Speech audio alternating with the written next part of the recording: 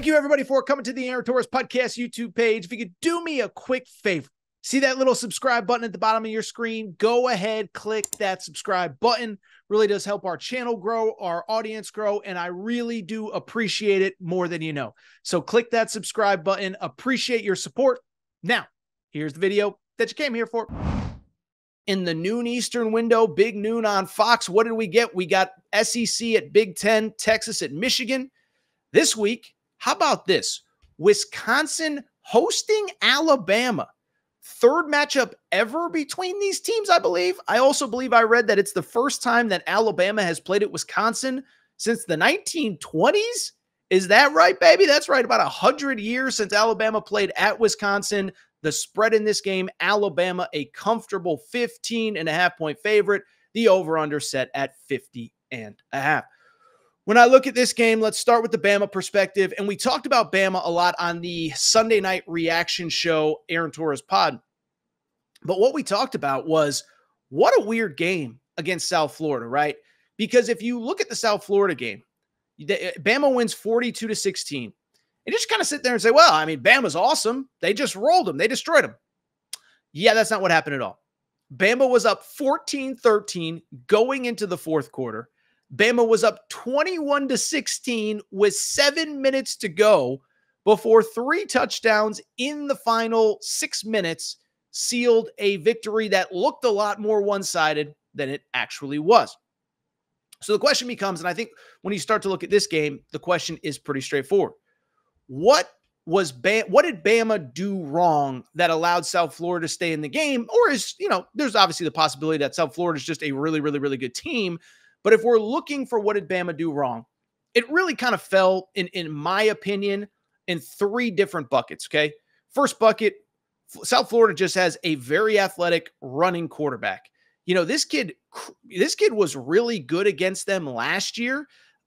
This kid against Alabama a year ago gave them fits. Byron Brown this year, only 103 yards passing, but 108 yards rushing on 23 carries. Alabama really, I don't want to say they had no answer for him, but he certainly was able to create plays on his own.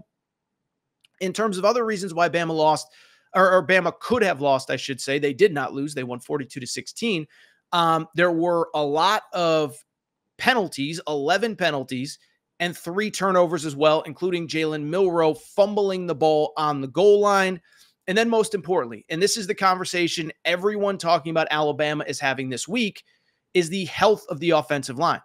Part of the reason they had so many penalties was because they're moving bodies all around on the offensive line. I believe the stat was 8 penalties on the offensive line on Saturday night.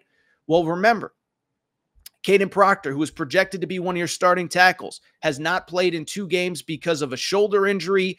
Elijah Pritchett, your other starting tackle, was out for part of the South Florida game. He comes back in. He comes back in at some point late in the second half. And oh, by the way, the second that he comes back in, all of a sudden a funny thing happens. Alabama can move the football again. So those are really the reasons that Alabama struggled last week. In terms of Wisconsin, I mean, there's just no way to say it. The Luke Fickell era to date hasn't really been what I think a lot of us thought it was going to be. Last year, obviously, look, there a lot of injuries, including your starting quarterback, Tanner Mordecai. Ches Malusi, your best running back, gets hurt early in the season as well. But this year 2, you expect it to be different. 28-14 win over Western Michigan. You trailed going into the fourth quarter. 27-13 win over South Dakota. So you're 2-0, but your offense has not looked good against 2 inferior teams, including an FCS team. And when I look at what ails Wisconsin, I think it was the decision, and I'm not criticizing Luke Fickell, but I just think it's a fact. Remember, when he got to Wisconsin, what did he decide to do? He said, we're not going to be boring old Wisconsin. We're not going to run the ball 40 times a game and whatever. We're going to bring in Phil Longo as our offensive coordinator. Phil Longo, for people who don't know, was at North Carolina with Drake May. When Drake May had his best season 2 years ago in 2022, Phil Longo was the offensive coordinator. And so Phil Longo comes in. You think you're going to put in this air raid. It just has not worked. Specifically this year, it has not worked because Tyler Van Dyke is your quarterback. And I'm not here to pick on a 21, 22-year-old kid, especially, by the way, one from Connecticut. CT, stand up, baby. That's right. By the way, my Yukon Huskies were at the White House on whatever today is, Tuesday. No big deal. But listen, I like Tyler Van Dyke. I don't know personally. I like him. He's a CT kid. You want to root for him. Easy to like, whatever, blah, blah, blah, blah, blah. Doesn't change the fact that he got basically run out of Miami. He ends up at Wisconsin. And through 2 games, he's kind of looks like a quarterback who got run out of Miami and needed a landing spot at Wisconsin. How about this? In 2 games, 60% completion percentage, 1 touchdown, no interceptions. That wouldn't be bad, except, again, the competition is Western Michigan. The competition is South Dakota. And it's not like listen, I criticized Connor Wigman a minute ago. Mike Elko doesn't want Connor Wigman throwing the ball. This kid has thrown the ball 63 times in 2 games, completing 60% of his passes, 1 touchdown, no interceptions. That is not good enough. And so I very simply bring it up to very simply say that when I look at this game, I see a quarterback that really, it would concern me going up against a really good Alabama defense. Now, I know the secondary is a little bit of a question mark, but remember that first game against Western Kentucky, they were able to force turnovers. And so when I look at this game, again, Alabama's a 15.5-point favorite. Listen, I think Alabama's going to win. And I'll be honest, I'm not positive that it's close, but I don't know that I love the 15.5. Let me explain why. Why I think Alabama's going to win. I do think they're going to clean up the mistakes from a week ago. Again, it was 42-16. It was 14-13 going into the fourth quarter.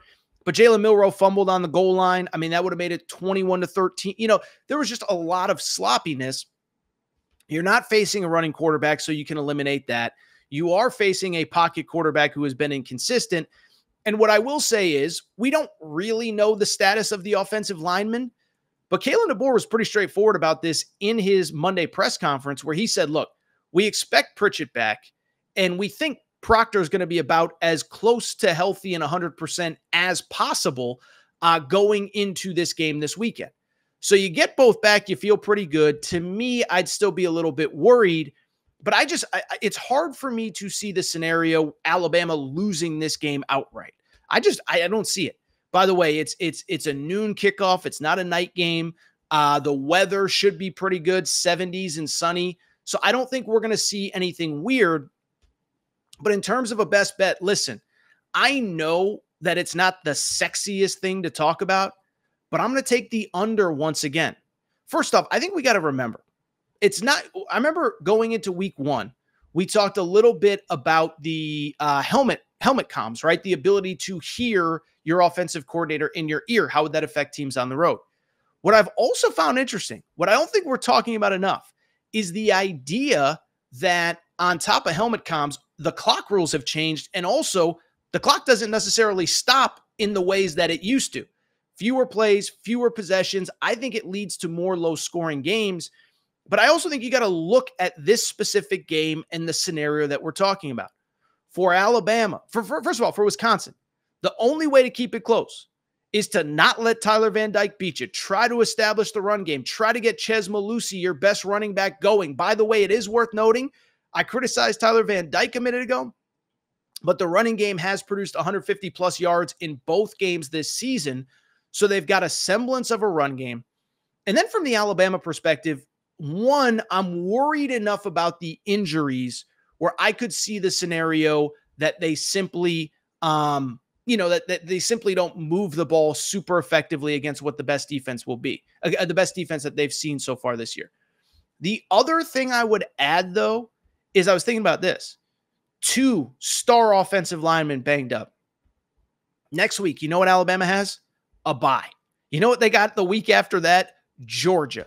And so I could see this scenario where this game almost plays out a little bit like the Texas-Michigan game from a week ago. Texas gets up big. They let their foot off the gas. Texas knows that they could be playing 16, 17 games this season, excuse me. And so Texas was like, we don't need to blow these guys out. We don't have to prove anything to anybody. Let's chew up the clock. Let's get out of here. Let's get a win. By the way, Texas was up, 24-3 at halftime. The final score was 31-12. They win by, 19 points? So you look at this Bama game. I mean, what if they're up, 24-3 going in the fourth quarter, and they just let their foot off the gas. Wisconsin scores a touchdown late for the backdoor cover. So I don't love the cover. I would lean Bama, but 15.5 is a lot on the road. But I just think the under is the obvious play here. Bama wants to get out of here without any more injuries as they get set for Georgia. Wisconsin wants to slow this down. Wisconsin wants to run the football as much as they can. I just don't see how we get to 50 points between these two teams unless there's something crazy, multiple pick sixes, fumble recoveries for touchdowns, whatever. So that is my take on Bama. Bama wins. What did I just say? 28-10. That sounds about right to me. Bama wins, gets out of here. The best bet is the under of 50.5.